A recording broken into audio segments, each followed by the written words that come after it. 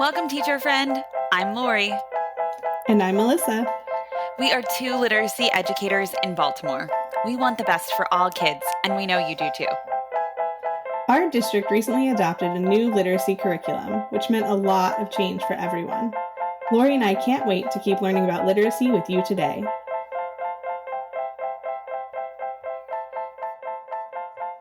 Hi, everyone. Welcome to Melissa and Lori Love Literacy Podcast.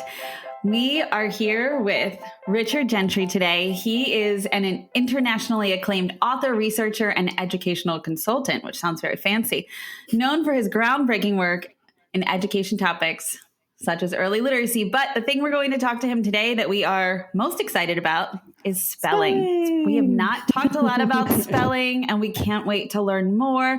He has a game for us, or a game or an activity. Either way, it should be really fun. and we don't have to tell if we were wrong or not. So that's very appealing to us. Don't have to take a spelling test. No, I know what we should talk about spelling tests too. It's actually a pre-test, but you get to self-correct. Oh, good. So, yes. Okay. You know what? That self-correcting is learning. That. So thank you. Yes.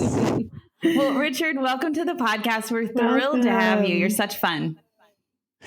Lori and Melissa, I'm just delighted to be here, honored to be here, and thank you very much for inviting me. Absolutely. Yeah, of course. We're glad you're here. Richard, is there anything else? I'll tell you a little. Oh, go ahead. I'll tell you a little more about myself. Yep. Please do. Our audience. I want you to know that I was well, first of all, I'm coming to you from my home on the Gulf Coast of the United States, from beautiful historic Mobile, Alabama, the birthplace of Mardi Gras. So right in the we're in the middle of it right now. Yeah, and we're having about 1 million people here. Nice. Ours is a little different, a little more family friendly than New Orleans, and we like everybody to know that we came up with it first. I lived in New Orleans for 2 years, and I love Mardi Gras. Oh, everybody does. So fun. Everybody does. It is very fun. And I want everybody to know that I was a third, fourth, and fifth grade teacher. I did a elementary education major at the University of North Carolina. After teaching, I did a master's degree and PhD in reading at the University of Virginia. For 16 years, I directed a reading center at Western Carolina University. I was full and tenured professor, but I took a big risk. I gave up the university position and became self-employed as a researcher, writer, and educational consultant. I have 17 books, and my most recent book is we're all interested in the science of reading, and my most recent book is Brain Words, How the Science of Reading Informs Teaching. And I did that, thank you, with my co-author, who is a renowned reading scientist, Dr. Jean Willett. And I think one of the things that makes our author and reading educator team special is that we both come out of the classroom, and Gene leaves his classroom and spends a lot of time outside his science lab working with children and teachers in schools. His wife, Katrina, is also a teacher. So we think that's so important in helping teachers understand the science of reading from cognitive psychology and neuroscience, and how we need to be informed and translate that into science-based practice in the classroom. So again, thank you so much for inviting me to Melissa and Lori Love Literacy, because I love literacy too. I know, we can tell. Mm-hmm. Yeah, Richard, I've had Brain Words. I've actually had the book for, I don't know how long, but I've had it for a while, and I didn't dig into it because I was honestly a little bit scared of it. So I was like, this feels like, I don't know, heavy, or like I'm not going to understand it. That's how I was like really nervous, but was like, if I'm talking to him this week, I got to dig into it. So I'm glad to report that it is not that way, that there is definitely a lot to learn. And it was, there were parts where I was like, oh, this is new for me, especially around brain science and things like that. But it was really, really great. And like you said, there's so many applications to the classroom, and like, how do you, it's not just theory, but it is like, what do you do in the classroom? And so it was a really good read this week. So thank you so much. Oh, wonderful. And, let me say this. We are so proud. The book has become, Brain Words has become a bestseller. And one of the things that teachers tell us is that unlike a lot of the science of reading books from scientists, this one is not 400 pages long. It's designed to be easy for teachers and compatible with, you don't have to know a lot of jargon in the neuroscience literature or the cognitive science literature. So thank you. I'm just delighted you are giving us this exposure here on the podcast today. Thank you. Yeah. Would you mind doing a little summary of it for those listening who, I know Melissa just did a little, I thought it was scary, and it's not scary because it sounds very, so we're talking about brain words. But can you just give a little insight into what it might be about, like a little snapshot for listeners? Oh, absolutely. Well, one of the things that will happen in our podcast today is that you'll all learn exactly what brain words are. We start out with 2 chapters on the architecture of the reading brain, and that's a little bit technical and scary because you see the terminology that you may not know, the different lobes of the brain, and we tried to make that as palatable as possible without scaring everyone away. But then it goes into all the rest of the chapters are very much application chapters.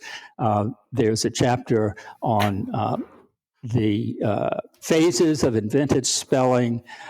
There's a chapter a special chapter for how to teach beginning reading in kindergarten and first grade based on science, and then a chapter on grades 2 and beyond, the importance of spelling, why our view of the importance of spelling has changed over 2 decades based on science. And we really point out that spelling has been given short shrift, and we need to bring it back. And then finally, it ends up with a chapter on dyslexia. And I like to tell teachers I'm an expert on dyslexia because I'm a lifelong dyslexic person myself. So, and in many ways, that's given me insights into what parents need to know and what teachers need to know about dyslexia. So I hope people will check out the Brain Words, How the Science of Reading Informs Teaching. That sounds amazing. I am fascinated with how the brain works, and I wonder how, I got to this point in my career without really understanding it. I bet lots of other teachers are wondering that same thing, like just realizing that we should, as educators and practitioners, be aware of that. And we're so grateful for you for giving us that knowledge. So thank you. And I can't wait to jump into some of the content for today. And did you want to start with the game or the activity? I kind of want to know what it is. So I'm so curious. Like, I'm really bad at waiting. But if you think it would fit at a better time, we can talk about spelling first and then go into the activity. I think this is the perfect time. I think, it could not be set up better because the whole purpose of the little activity is to answer this question: what are brain words? Ooh. And the activity is something that any teacher in first grade through grade 6 and even beyond can use. It is a 5-step spelling process. okay, for a pretest. So what I'm doing is giving you a science-based spelling pretest activity. Okay. So let me begin just listing the steps. Step one will be, this is what you would do maybe at the beginning of a week of spelling study for a grade level classroom. And we would, so imagine you have a spelling book and you want to do a pretest on Monday. And then this would be a test that would study the words, do activities throughout the week, and then there would be a post-test on Friday. So this is a pretest activity. And again, 5 steps. And you might want to write these down if you have a pen and paper handy. Step number 1 is you hear the word. And you will hear the word in a sentence. So what we're doing in this step is we're beginning with sound and meaning. And then I'm going to ask you to say the word. That's step number 2. Mm-hmm. Step number 2 is to activate your phonological awareness. Are you phonologically aware in your brain of how to pronounce this word? And the teacher is modeling the correct pronunciation of the word for phonological awareness. Step number 3 is that you will write the word. You're going to spell it. And interestingly, by step number 3, you have not seen the word. This is a sound to spelling activity, an encoding sound to spelling activity. And step number 4 is that for the first time, you're now going to see the word. Now, of course, on our podcast today, you won't be able to see the word, but I'm going to give you the spelling, and you're going to, you can write it down, the correct spelling. You can just write it down, and that will represent step number 4, reading the word. And in step number 4, you do an analysis of your own. You self-correct. You will analyze the word. And you see, this is not just looking at a word and trying to memorize the word, but you're actually engaging your brain with this internal representation of the brain, of the word in your left hemisphere. And then step number 5 would be using it. And you would be using the word in science-based activities throughout the week, just for a short period of time. Integrated word study, generally speaking, is 20 minutes a day. And as you see in our integrated word study, we're integrating a lot of different aspects of word study, as opposed to teaching separate lessons in phonics and phonological awareness and vocabulary and sight word recognition. We're integrating all of that within this one weekly study. So if you're ready, let me just, before we start, brain words are internal representations in the left hemisphere of your brain, and brain words are part of the architecture of the reading brain. And one thing about spelling that's important to point out is that all of us are born with spoken language circuitry. You come into the world and you have architecture in your brain that enables you to easily learn to speak the language that you are exposed to. And if you're exposed to more than one language, you can pretty easily pick that both languages up.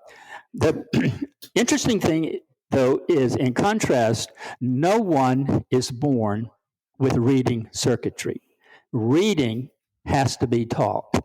And this little activity is to demonstrate that spelling is at the very foundation of the reading architecture or reading circuitry in the brain.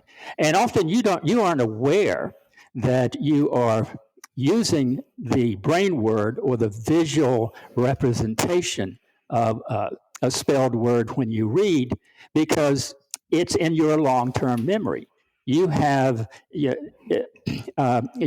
committed it to long-term memory, and you aren't aware that in the left hemisphere area called orthographic processing, or the word form area, you're actually using spelling to read and comprehend. So that's what we're trying to demonstrate today. Are you ready? Yes. Here's your first word, okay? All right. My neighbor, I'm giving you the meaning, has a black and white dog, okay? The word is, you're going to hear it, dog.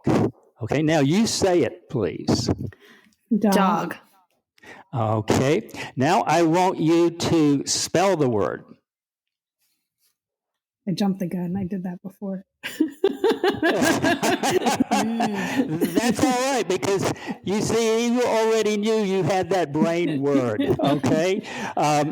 Now, step number 4 is to read it. Of course, we can't read it today, but I'm going to spell it for you and ask you to self-correct. The word is spelled D-O-G.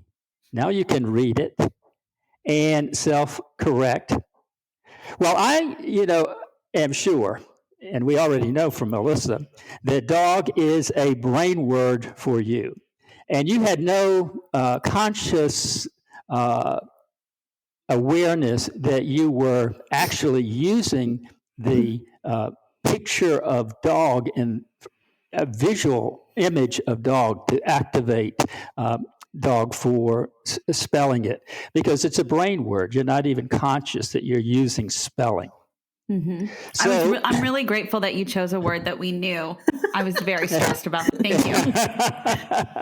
Okay, well, just relax, because we're not going to know unless you want to share with us whether you have a complete representation of the spelling of the next word, or a partial representation of the spelling, or whether you don't even have a clue. We're not going to know, but right. That's the whole importance of a pretest. Okay, the next word, you're going to hear it in a sentence.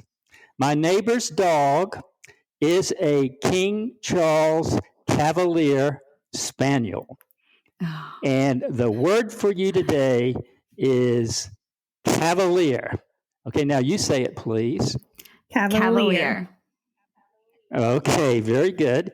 Now I want you to write it. Nobody's watching you write it, so we'll never know.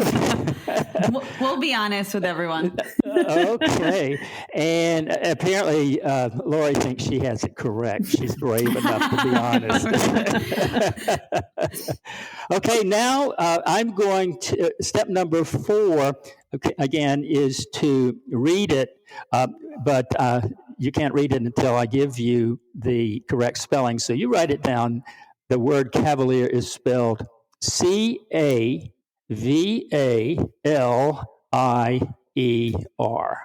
cavalier.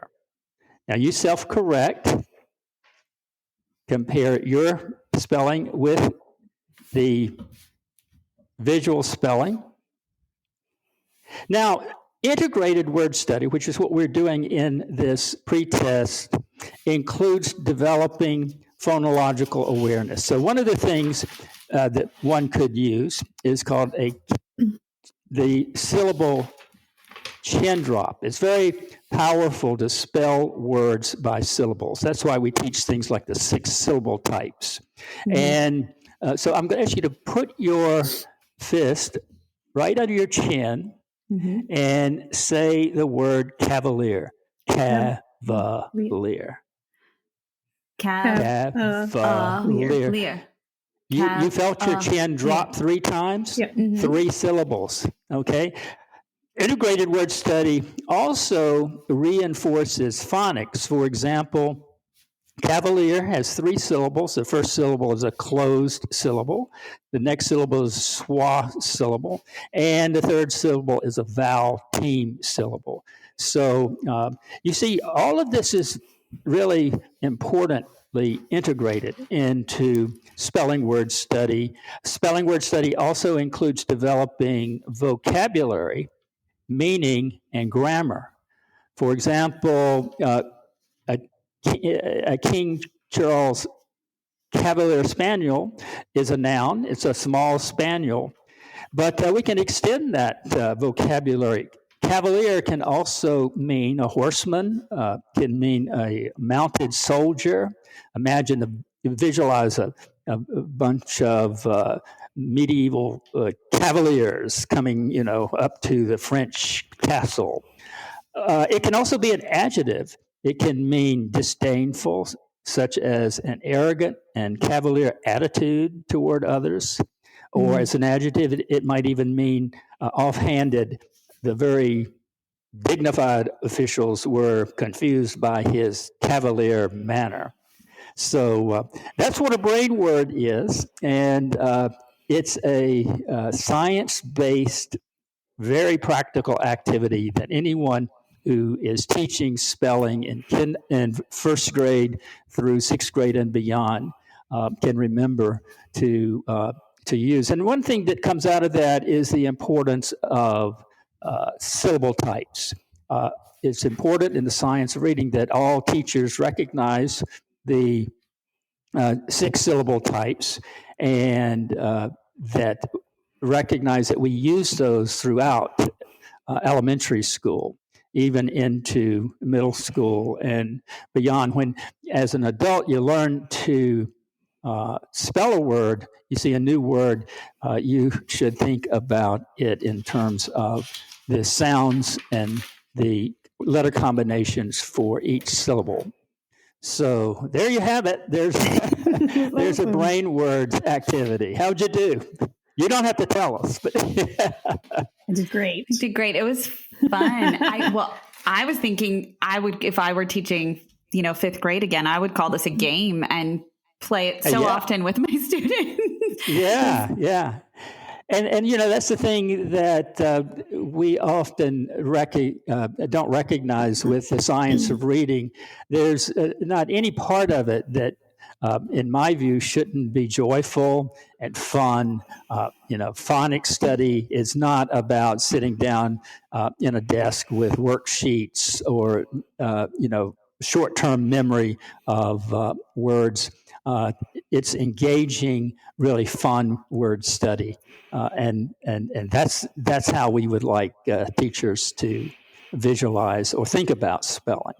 Yeah. Richard, I would love to practice this and try this out with Presley, my daughter. She's in 4th grade.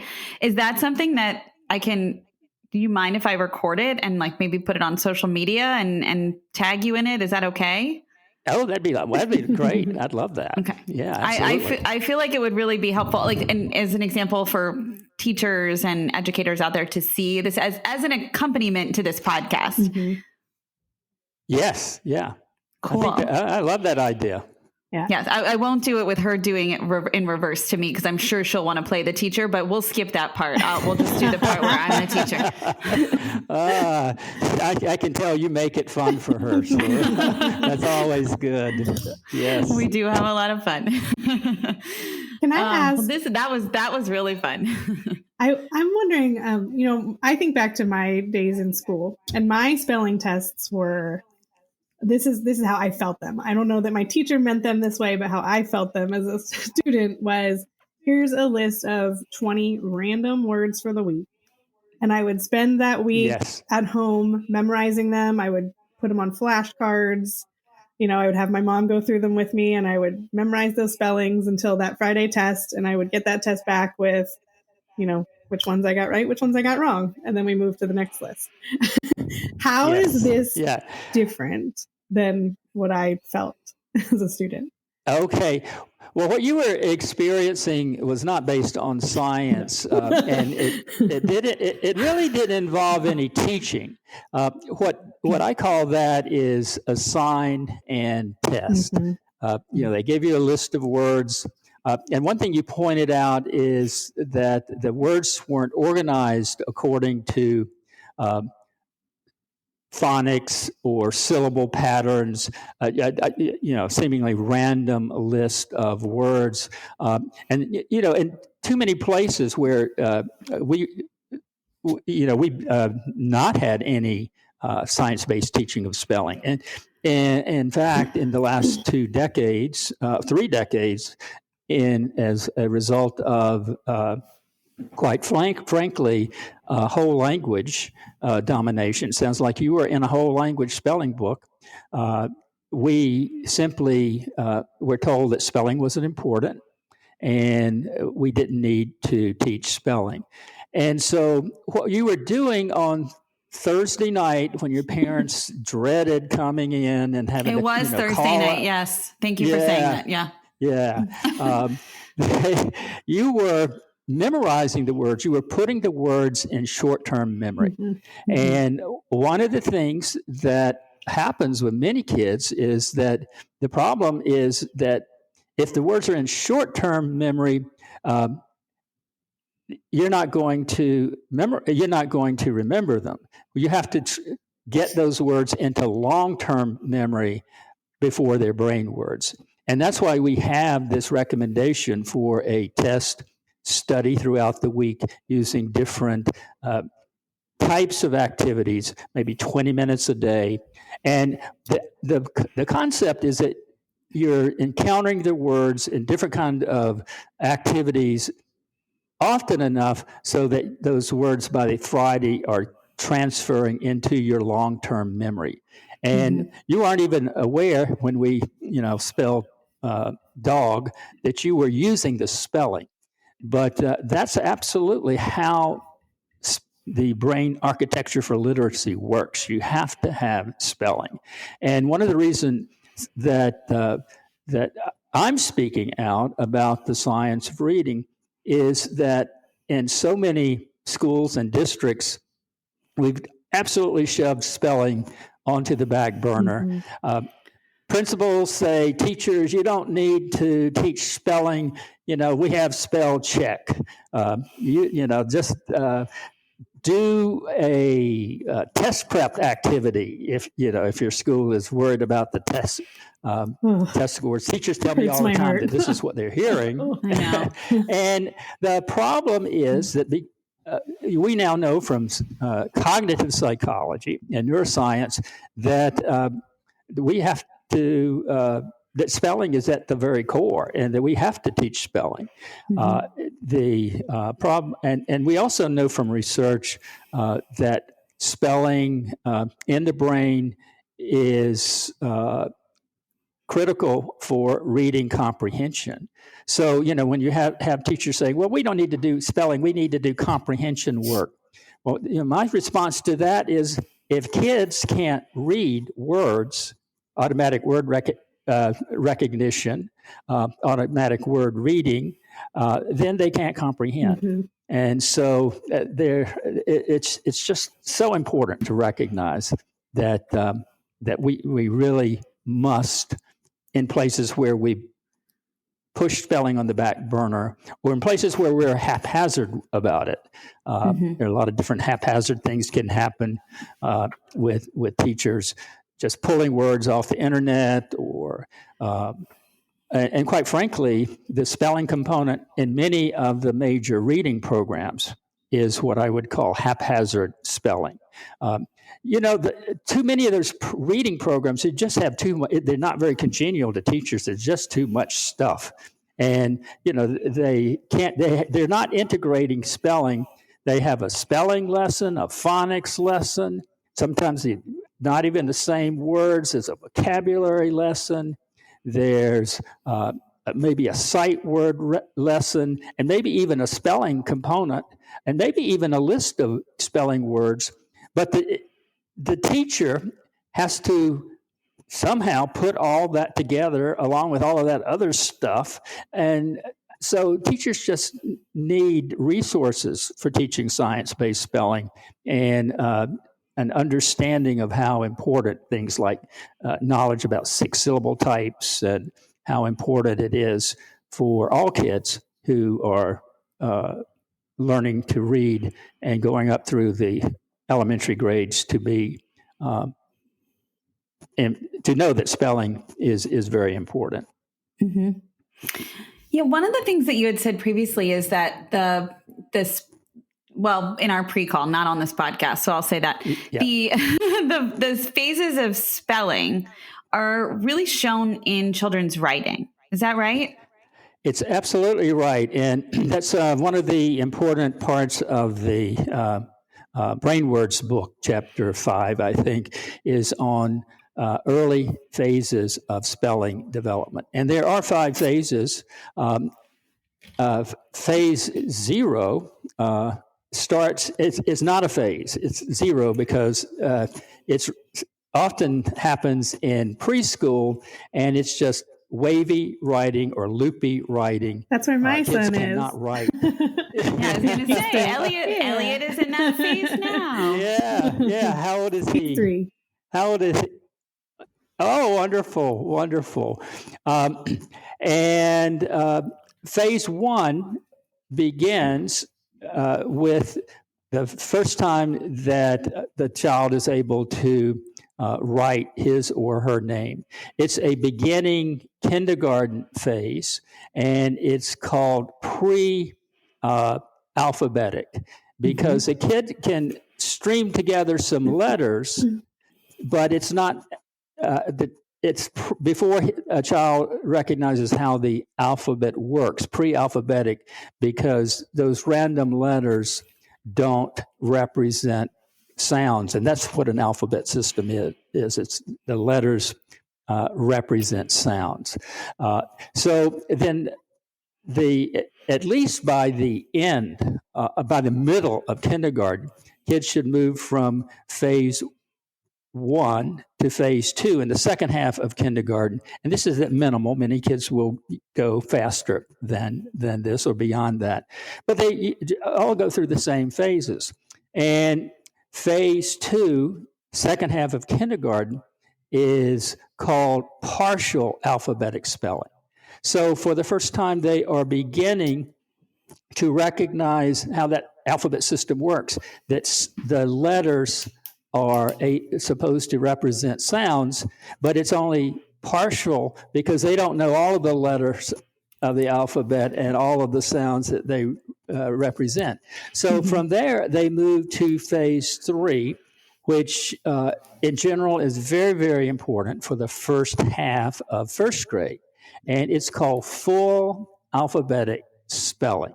And imagine a child is drawing a picture of an eagle that she saw at the zoo, and she wants to write about this eagle. And she's in phase 3. She's going to be able to spell all the sounds in the word. But likely what she's going to do, you'll hear her, if you're standing by, she'll say, eagle, E, and she'll have to think, what letter makes that sound? Then she has to think, how do I write an E? Then she'll say, G.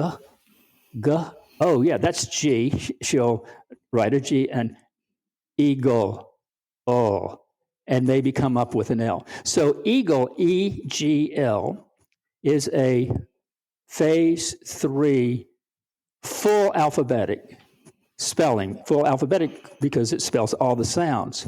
But English doesn't work that way. So what has to happen is that kids have to move to phase 4, which generally happens in the last half of first grade, and move to what's called automatic consolidated alphabetic spelling.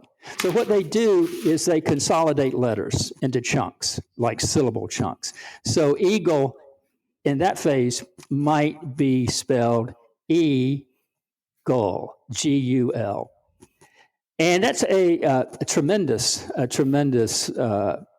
psychological advancement for kids. At the same time, they are learning more and more words as brain words. So imagine the kids in a research-based spelling book. By the end of first grade, guess how many brain words that child should have. You don't have to say it out loud, but a child at that phase, end of first grade, moving into second grade, should have 300 plus brain words that they can automatically spell. And if the way we're teaching in kindergarten and first grade doesn't have most kids at the end of first grade with 300 plus brain words, then there is likely to be a need to reevaluate, what's going on there, because that's what enables kids to, something called self-teaching kicks in, and they will pick up many. You don't have to teach all the words in the language. Of course, you can't do that, but they will begin, their brain architecture will be able to self-teach from reading. They'll pick up many words by analogy to the words that they do know.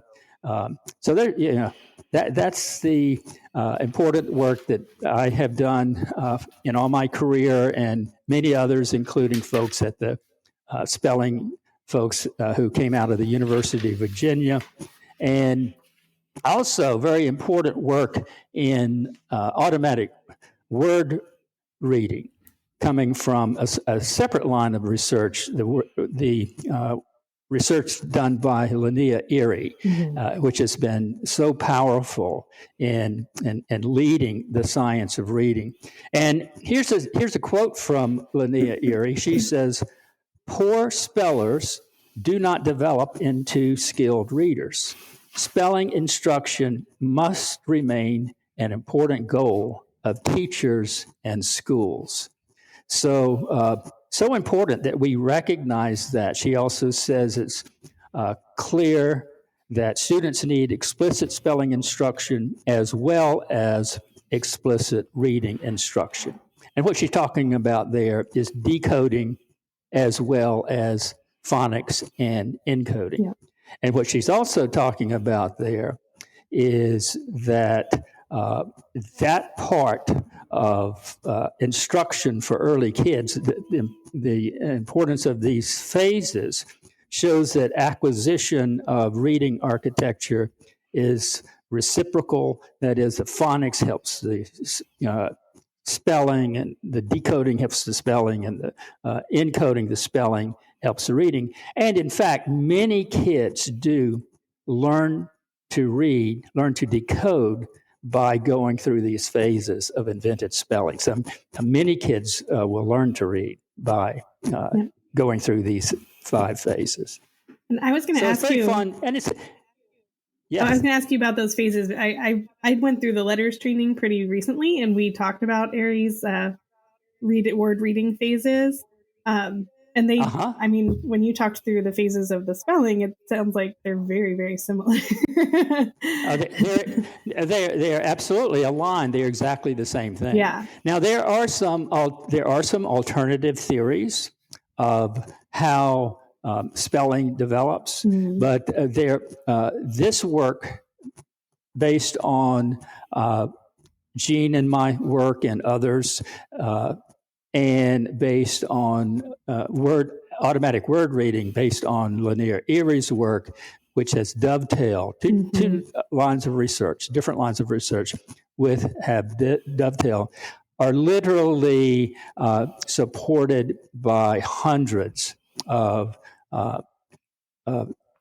science studies in cognitive psychology and even neuroscience. So it's all been very fun. And imagine, as kids are going through these phases, here's how it would look in the classroom. You would have the kid beginning in kindergarten draw a picture of something he or she's interested in. Maybe it's my pet, and maybe the kid draws a picture, just a sketch, not art, but a quick picture of the cat, and you talk about it, because the bringing out the oral language is so important in all of this. What does your cat eat? Has he ever done anything funny? And kids are really having fun talking about their pets and their pictures, but this is kind of like planning the story they're going to write. And they're getting background knowledge to put in the story.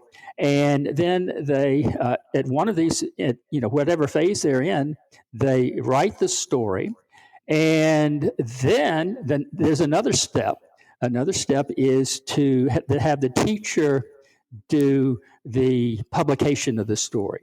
That is, the teacher writes the story in conventional English. So if the child wrote at the beginning of kindergarten,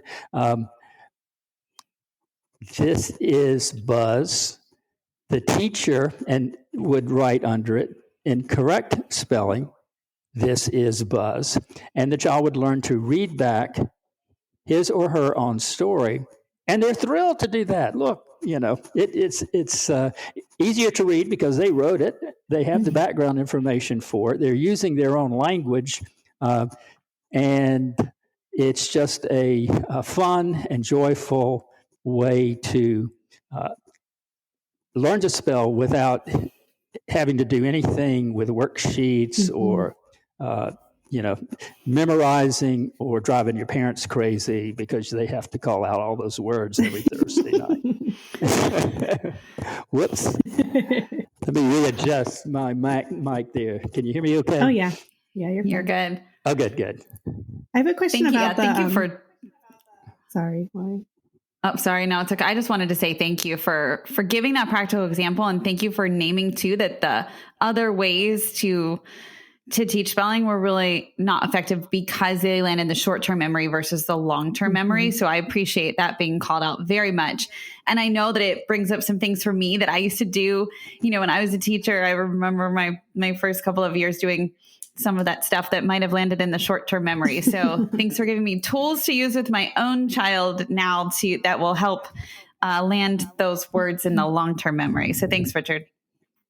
Oh, you're welcome. You're welcome. There's one other point that about this work that we're discussing that is often overlooked or not given the recognition that it needs, and that is that there may be as many as 10%, and some scientists say 2% of kids who do have learning disability or dyslexia. Dyslexia is the most often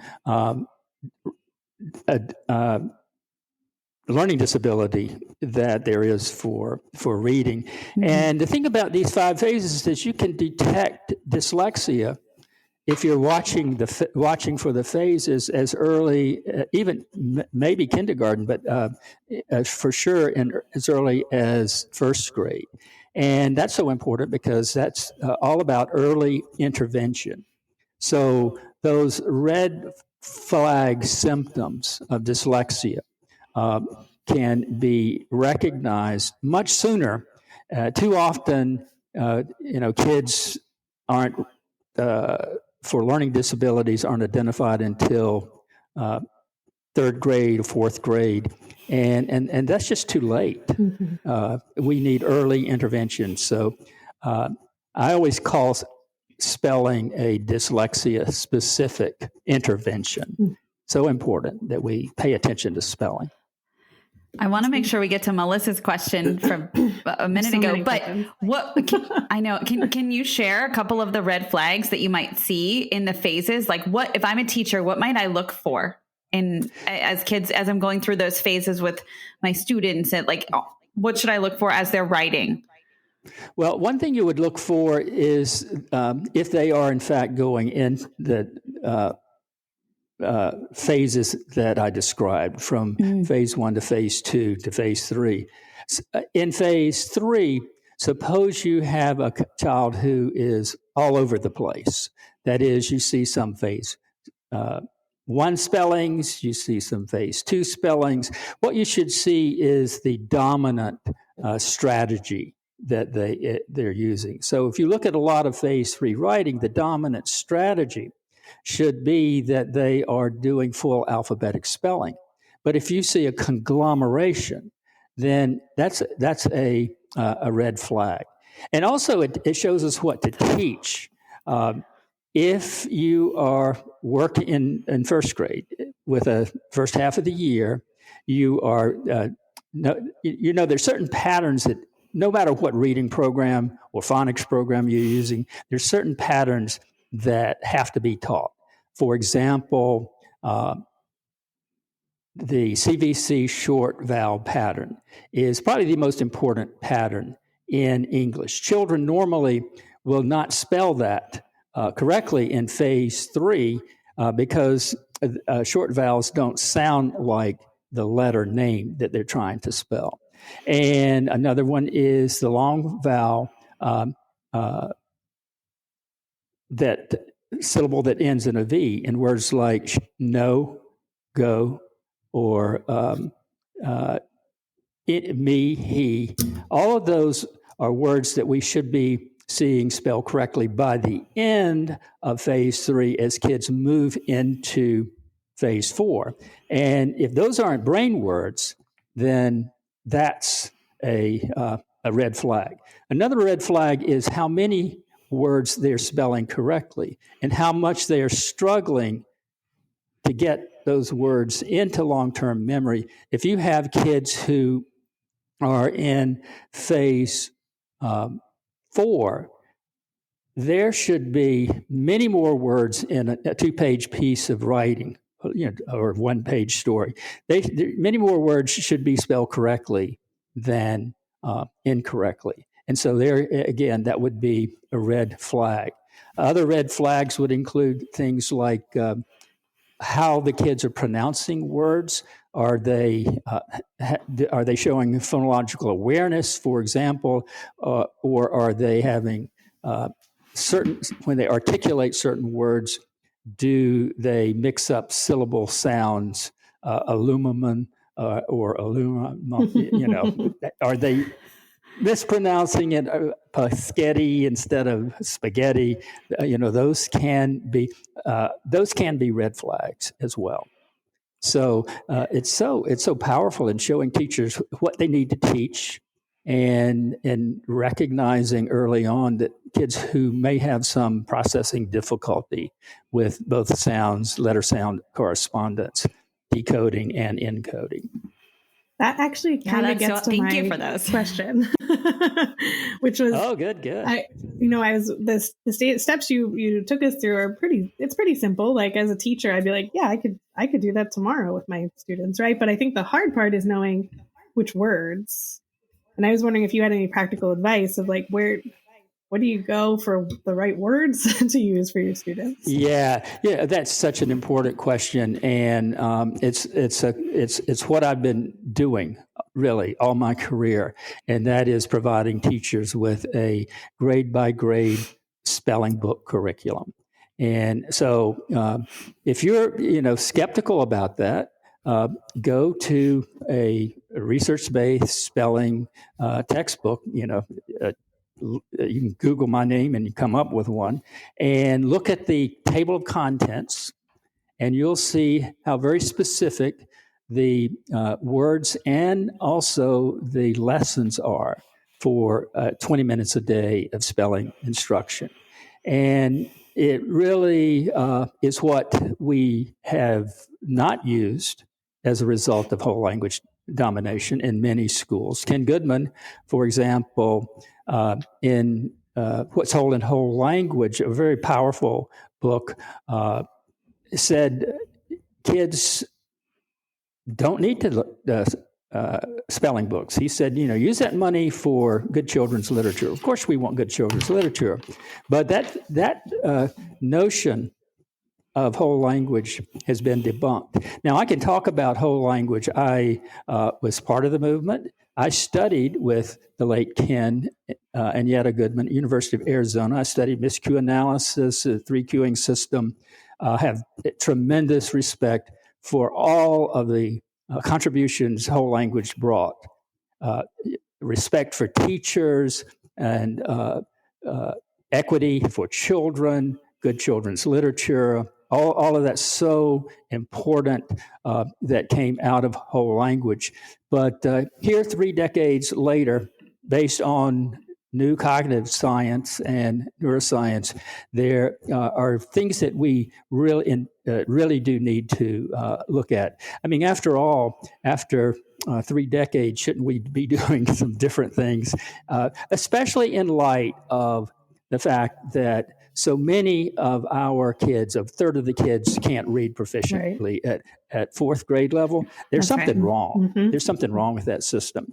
And I would say to any teacher, if your kids know 200 or 300 plus words at the end of 1st grade as brain words, keep doing what you're doing. If your kid's in 4th grade, take a 4th grade level spelling test, and they are spelling on grade level. 90% of them are spelling on grade level. Keep doing what you're doing. But if not, then we need to reconsider what it is that we can do better. And I think teachers are passionate. They all want to have the tools that they need in order to be successful. But many teachers in the last couple of decades haven't been given these tools. They haven't been trained in the kind of knowledge about beginning reading 6-syllable types, even how to do handwriting, with simplified handwriting language. And that's so important as well.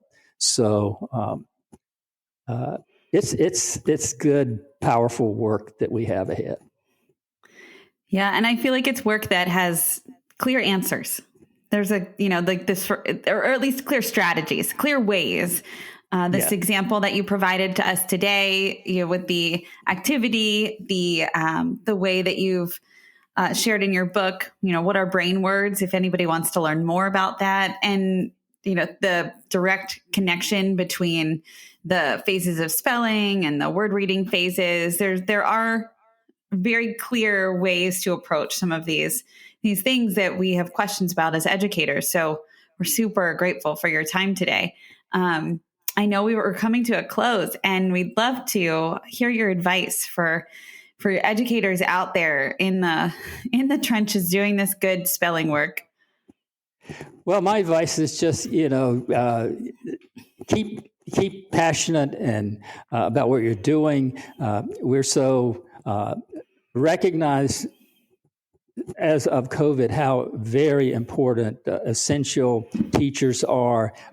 There's no one more essential than teachers, and you need our support, and you need the tools and strategies to be successful. So I'm just thrilled to have been invited, and I just want to thank every teacher in America and wish them well, because it's been a tough couple of years for teachers. Yeah. And thank you so much I feel like we could pick your brain forever. So thank you so much for sharing with us. We'll have to have you This is come so back. fun. And do you want to share real quick that you were just interviewed for a documentary as well?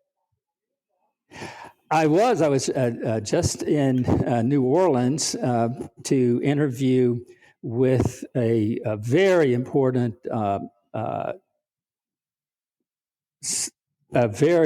documentary that is being developed called The Truth About Reading. It is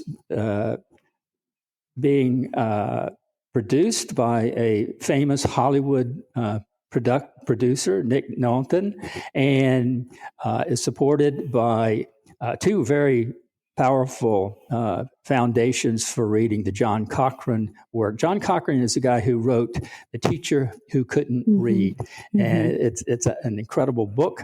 And Nora Chabazi, who probably you've had on your podcast. Yeah, we actually had all 3, John, Nora, and Nick.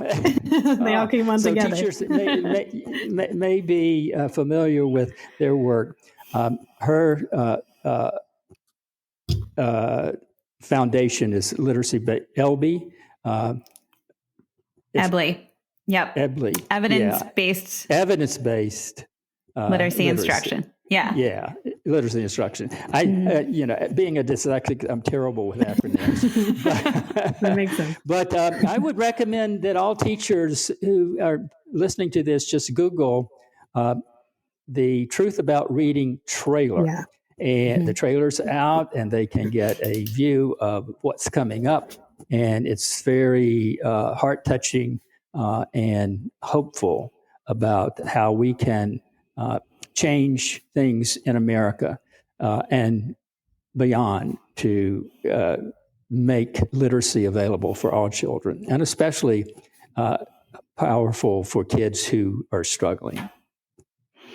Can't wait to see you in that. We'll link all this good stuff. Yeah. Good. I hope I get a couple of segments. Who knows?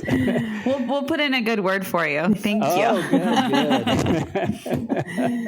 But thank you so much for being here. We can't thank you enough. This was really illuminating. I know I learned so much, and I wish that I had known some of this sooner. And we're just really grateful that you're here. Absolutely. Thank you. And thank you, all of you folks who tuned in. Yeah. Thank you for listening, literacy lovers. Remember, we have a new episode out every Friday, and we send a super helpful newsletter with follow-up content each Tuesday. Be sure to visit our website to subscribe to our newsletter and podcast. It's literacypodcast.com. And don't forget to follow us on Instagram and Twitter at Literacy Podcast. And please reach out with questions or ideas for podcast episodes. We love hearing from you. Melissa, what's our email address? Melissa and Lori at literacypodcast.com. We are so glad you're here to learn with us.